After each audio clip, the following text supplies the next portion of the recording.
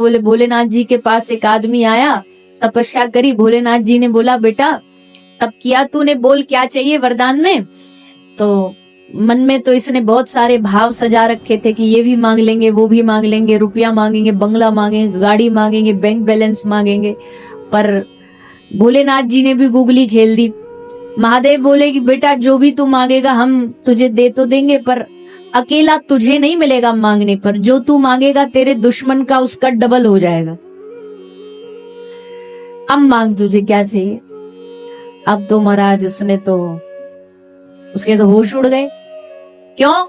क्योंकि भैया तपस्या करें हम, भजन करें हम, भोलेनाथ जी को प्रसन्न करें हम, और ये दुश्मन हमारा जो शत्रु है वो बैठे बैठाए उसको डबल मिले, तो ये तो बात हमें बचती नहीं है। तो भोलेनाथ जी ने देखा कि बेचारा अभी मांग नहीं पा रहा है, सोच नहीं पा रहा क्या मांगू क्या मांगू। तो महादेव ने उसको अपना डमरू दे दिया कि जब तू जो सोच ले तो डमरू बजाना।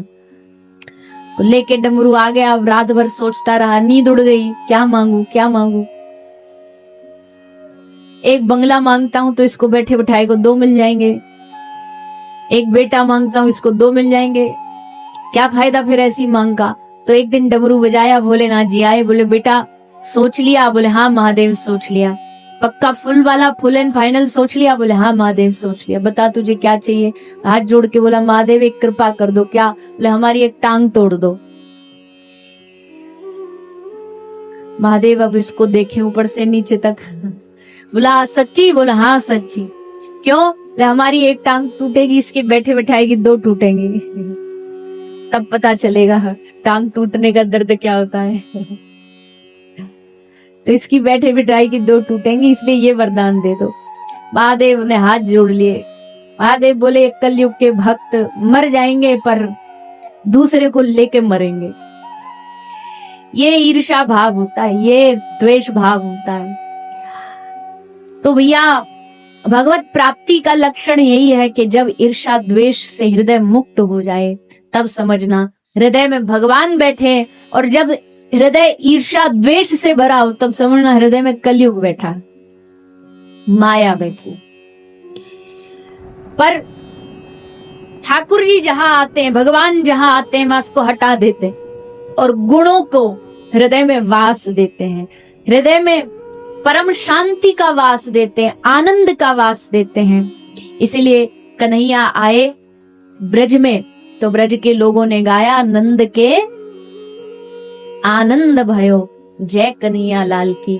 अब जीवन में किसी प्रकार की पीड़ा नहीं बची, अब जीवन में किसी प्रकार की अशांति नहीं बची, द्वेष नहीं बचा, क्रोध नहीं बचा। अब बचा है तो क्या बचा है? आनंद। अब बचा है तो केवल आनंद बचा है, क्योंकि आनंद का स्वरूप श्री ठाकुर जी है।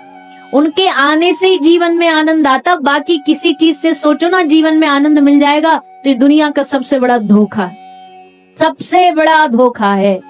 भैया दुनिया में, संसार में सब कुछ भी प्राप्त हो जाए ना जीव को, तब भी सब कुछ होना भी इस बात की गारंटी नहीं है कि तुम आनंदित रह पाओगे। अच्छे अच्छे बड़े बड़े बिजनेसमैन, बड़े बड़े धनवानों को भी रोते हुए देखा जाता है दुख में। अरे इतना सब मिल जाने के बाद भी आप दुखी हो? बोले हाँ। जो जितना बड़ा उसका दुख भी इतना बड़ा। क्यों? क्योंकि जो उसको प्राप्त हो जाता है उसका कभी उसको कीमत ही नहीं समझ आती। इसलिए कोई सोच रहा हो कि संसार की वस्तु मिल जाने से हम आनंदित हो जाएंगे, हमको हमारी फैक्ट्री एक बन जाए तो हम आनंदित हो जाएंगे, एक नहीं 1000 फैक्ट्री भी बन जाए ना तब भी गारंटी नहीं है कि आपके जीवन में आनंद आएगा कि नहीं आएगा। वस्तुओं से आनंद नहीं आता है, आनंद आता है भगवान और भगवान की भक्ति के जीवन में आ जाने से। तो बोले फिर ये दुनिया जो लगी पड़ी है संसार में कमाने धमाने, इससे आनंद नहीं मिलेगा? बोले इससे जो मिलता है उसको सुख कहते हैं, आनंद नहीं कहते। हाँ सुख तो जरूर है संसार में, इस बात में कोई भ्रम नहीं है, संशय नहीं है। सुख तो है दुनिया में, बहुत सुख है। अच्छी तगड़ी गाड़ियां हैं, अच्छे बड़े बड़े महल हैं, बिल्डिंगें हैं, गर्मी पड़ रही हो तो एसी चला के बैठ जाओ सुख मिल जाएगा, ठंडी पड़ रही हो हीटर चला के बैठ जाओ, सुख मिल जाएगा। पैसा सुख दे देता है, हाँ, इसमें कोई दो राय नहीं। पर उस एसी में भी तुम्हारा हृदय आनंद से रहेगा, सुखी रहेगा, प्रसन्न चित्त रहोगे, ये वो एसी गारंटी नहीं दे सकता। वो तो तभी हो सकता है जब जीवन में आनंद होगा, भक्ति होगी, सुख होगा। इसलिए कोशिश करो। क्या कोशिश करो? जितना सुख के पीछे भाग रहे हैं ना, उतना आनंद के पीछे भागो। आज जिसके पास पैसा नहीं, वो पैसा के पीछे भाग रहा है बावरा होकर के। उसे लग रहा है ये मिल जाए तो सुख हो जाएगा, पर जो पैसा वाले उनसे जाके पूछो कितने सुखी है। दीन कहे धनवान सुखी, धनवान कहे सुख राजा को भारी, राजा कहे महाराजा सुखी, महाराजा कहे सुख विष्णु को भारी, तुलसीदास विचार कहे भैया भजन बिना सब जगत दुखारी। किसी को भी जीवन में सुख की गारंटी नहीं है, एक की गारंटी है, जिसके जीवन में भजन होगा वो सुखी रहेगा, वो परेशानियों में भी सुखी रहेगा, लाख परेशानी विपत्ति में भी सुखी रहेगा। भक्तों पर तो भगवान विपत्तियों का पहाड़ डाल देते हैं, इतनी विपत्तियां देते हैं, इतना दुख देते हैं कि कमर टूट जाए। लोग नहीं कहते अरे भैया ये तो भजन करता नहीं, फिर भी देखो कैसी मौज में। हाँ, मौज में ही रहते हैं ऐसे लोग। पर इससे इसका मतलब तो फिर ये हुआ ना कि भैया फिर तो भजन करना ही नहीं चाहिए। बोले नहीं, समझो बात को।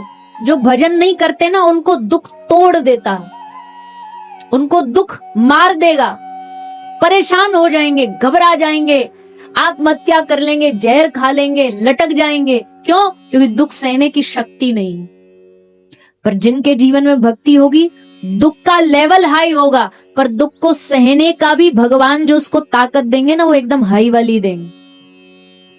भगवान की भक्ति इतना दुख को सहने की ताकत दे देती है कि दुख में भी वो चलता रहेगा, चरई वेती, टूटेगा नहीं, हारेगा नहीं, थकेगा नहीं, बढ़ता रहेगा, बढ़ता रहेगा, कृष्ण का नाम लेकर आगे चलता रहेगा। कितनी भी विपत्तियां आ जाएं, दुख आ जाएं, उसको भरोसा है हमारे संग में हमारे ठाकुर जी खड़े। ऐसे ही भक्ति वीडियो देखने के लिए हमारे चैनल को सब्सक्राइब करें। जय श्री राम।